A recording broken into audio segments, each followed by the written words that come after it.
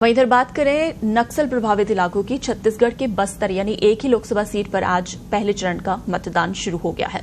नक्सल प्रभावित क्षेत्र होने की वजह से बस्तर में शांतिपूर्ण ढंग से चुनाव संपन्न कराना ये चुनाव आयोग के लिए भी काफी चुनौतीपूर्ण साबित होता नजर आ रहा है, क्योंकि नक्सलियों के गढ़ में जम्मू कश्मीर के बाद सबसे ज्यादा यहां पैरामिलिट्री फोर्स की तैनाती की गई है।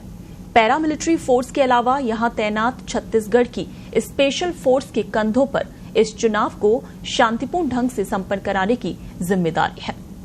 इस लोकसभा चुनाव में भी वायुसेना के 6 Mi-17 हेलीकॉप्टर, सैकड़ों की संख्या में वाहन और 60,000 की संख्या में जवानों की सुरक्षा के बीच बस्तर में चुनाव संपन्न कराया जा रहा है और इसे लेकर भी चुनाव आयोग ने सारी तैयारियां पूरी कर ली हैं। बस्तर लोकसभा क्षेत्र के 6 जिलों में आज चुनाव है, जिसमें बस्तर जिले के तीनों विधानसभा में सुबह 7 बजे से शाम को 5 बजे तक मतदान का समय रखा गया है। इसके अलावा कोंडागांव में भी सुबह 7 बजे से शाम को 5 बजे तक मतदान है। वहीं दंतेवाड़ा, सुकमा, बीजापुर और नारायणपुर जिले में सुबह 7 बजे से 3 बजे तक मतदान का समय रखा गया है।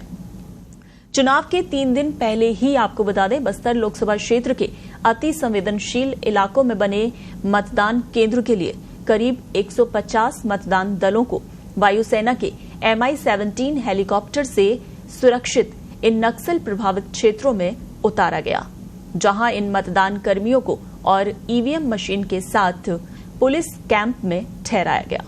तो कड़ी सुरक्षा के बीच एक मतदान कर्मी और ईवीएम मशीन को सुरक्षित रखा गया था। इसके अलावा अन्य संसाधनों से भी सभी मतदान दलों को मतदान केंद्रों तक पहुंचाया गया है। तो 60,000 जवानों की सुरक्षा में यहां बस्तर में वोटिंग हो रही है।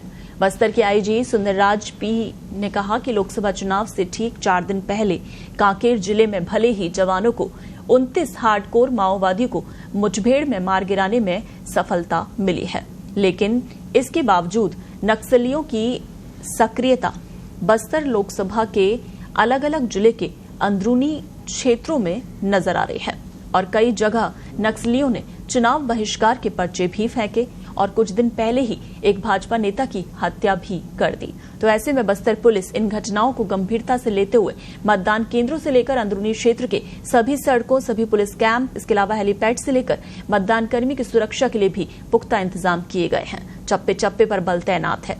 आयोजन ने बताया कि अति संवेदनशील इलाकों में सुरक्षित ईवीएम मशीन और मतदान कर्मियों को पहुंचाया गया है और भारी सुरक्षा के बीच वोटिंग शुरू हुई है।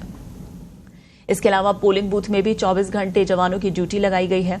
उन्होंने बताया कि कोशिश की जा रही है कि लोकतंत्र के इस महापर्व में नक्सल प्रभावित क्षेत्र के सभी ग्रामीण मतदाता निर्भय होकर अपने मत का प्रयोग करने पोलिंग बूथ तक पहुंचे।